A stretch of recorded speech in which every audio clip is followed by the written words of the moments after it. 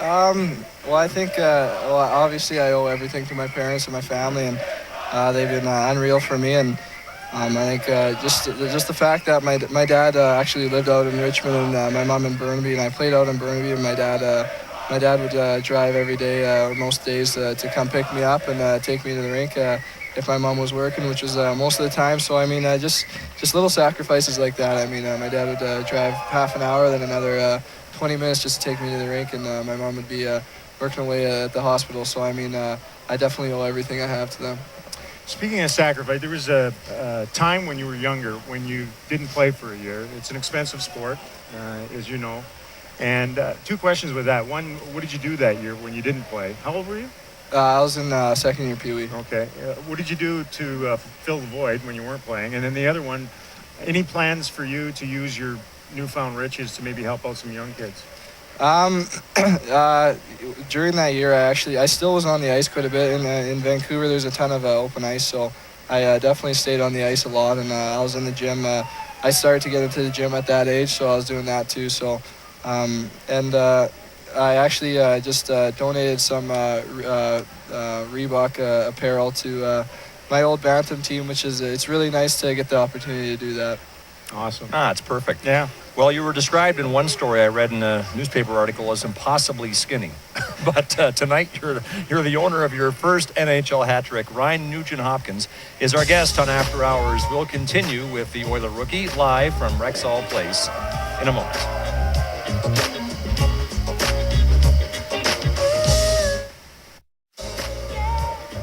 Back live at Rexall Place as we continue with After Hours and our guest, Ryan Nugent-Hopkins of the Oilers, who's got 6 games to go to prove himself. But I think he took a giant step tonight with a hat trick. And the betting is you'll be staying in the NHL. You'll have to be an absolute disaster. Tonight counted as 3, I think. Yeah, those are 3 games right there. Lop those off. Here's a tweet for you from Carrie Ann is her name. If you could sing karaoke with any of your teammates, who would it be and what song? Probably Ryan Whitney and probably Don't Stop Believing. I just feel like The Journey song? Yeah. Can he do that? I think he can. I think he could pull it off pretty good. Yeah. And you'd back him up? Yeah, I'd kind of be a backup guy. I'd let him take the spotlight. Hit those Steve Perry high notes. Right. Your teammates in Red Deer called you Hopper. Some here are going with RNH. We hear the Nuge. What are your Oiler teammates calling you? It's all the Nuge here. The Nuge. In junior, it was all Hoppy, and then as soon as I came here, it turned into the Nuge. Okay. Yeah. How has it been for you to get comfortable within the room? Because there's so many things for a young guy coming onto a new team to get used to. When to go out on the ice, how warm-up works. You just keep your mouth shut and follow along, or? Pretty much. I just kind of watch the other guys and see what they're doing and stuff. I mean, there's a lot of young guys on this team, so it's good to just talk to them and kind of get a feel for things. Hey, another hat trick. You'd be picking the music in the room. I don't know about that. Here's a picture, Ryan, of one of the greatest players ever to play the game. What do you know of Maurice Rocket Richard? Actually, Maurice Rocket Richard has been my favorite player for a long time. I always loved. I never got to see him play, but I always watched clips of him and stuff. And his career ended, by the way, in 1960, about 33 years before you were born. Yeah, so obviously I didn't get to see him play, but I seen the movie on him, and I actually did a project in school a long time ago on him, and he's always been one of my favorite players. You see, that's wonderful that a player anywhere from 18 to 20 years of age would learn about the history of the game and, relate to the heritage of it, especially a great player like Maurice Rocket Richard. And I read somewhere that you looked at old film clips of him, and maybe it was in the movie, and were inspired by them. Is that right? Yeah, it was. It's really cool to kind of see clips of him, and he's so intense when he's playing. So it's awesome to see him. His eyes were always so big and stuff, and he always you can just tell he had such a passion for the game. So I mean, he definitely was a great guy to just watch clips on and just kind of learn some stuff from. I'll stay with the great player stuff and the great one with this one. And I whispered the Wayne Gretzky name this morning to some people, and they were like, tap the brakes on that one with this kid. But there are some similarities. I remember the old story about Wayne when he was younger, when I think Walter had him with a pen and a cardboard cutout of the rink, and he would just trace where the puck went during the game to enhance his vision without looking down and know where the puck went. Was there anything when you were a kid that you worked on or did that enhanced one of your best attributes? Well, in my basement, before we moved a couple of years ago, I'd always go downstairs and shoot pucks, and we had a really good setup for just shooting pucks, and also it was a cement floor, so I'd always set up pucks around the room and just kind of stick handle through them and stuff. Just little things like that, and I got a ton of ice time going to my hockey academy in high school, which is at Burnaby North, which really helped me out. I think I got a ton of ice time there. Then just playing with the Burnaby Winter Club and also Northwest Giants. How old were you there? I was just getting out of Bantam. That was my second year Bantam. Well, right as a there. matter of fact, you don't look much older now than you did then. I'm going to say that was last week. Yeah, that could have been last week. Here's a question from, you okay? Yeah, I almost fell there. A question from James in St. Albert. The way you take the puck away from players looks so much like Pavel Datsyuk, and we've heard this comparison from a lot of people.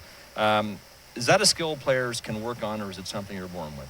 I think you can definitely work on it. I think just the biggest thing is just tracking back hard. And when you get the chance to lift the stick up, then you can watch clips of really good players at that, like Datsyuk and a ton of other players, and you can just kind of take stuff from them. And I think you can definitely work on that too. All right, let's talk about the World Juniors. Not easy for a 17-year-old to make Canada's World Junior team. You got to be exceptional, which I would suggest describes you, but you were one of the final cuts last December. How do you look back on it? Well, obviously at the time I was pretty disappointed. I really wanted to make that team, but I think right after I left there, I just tried to take all the positives from it, and I actually talked to my coach, Jesse Wallen, and he really helped me see the positives. I had a game the next day, and he just kind of calmed me down, and I just tried to use it as motivation to improve my game, and I felt like that after that, actually, the second half of my season was a lot better. So no bitterness, or at least none you'll share with us. No. Pry it out of him, why don't you? What are you going to do on a night like this? It's a pretty big night for you. Where does this go now? You know what? I'm not too sure. I guess just see what the guys want to do, and probably just go out and grab some food.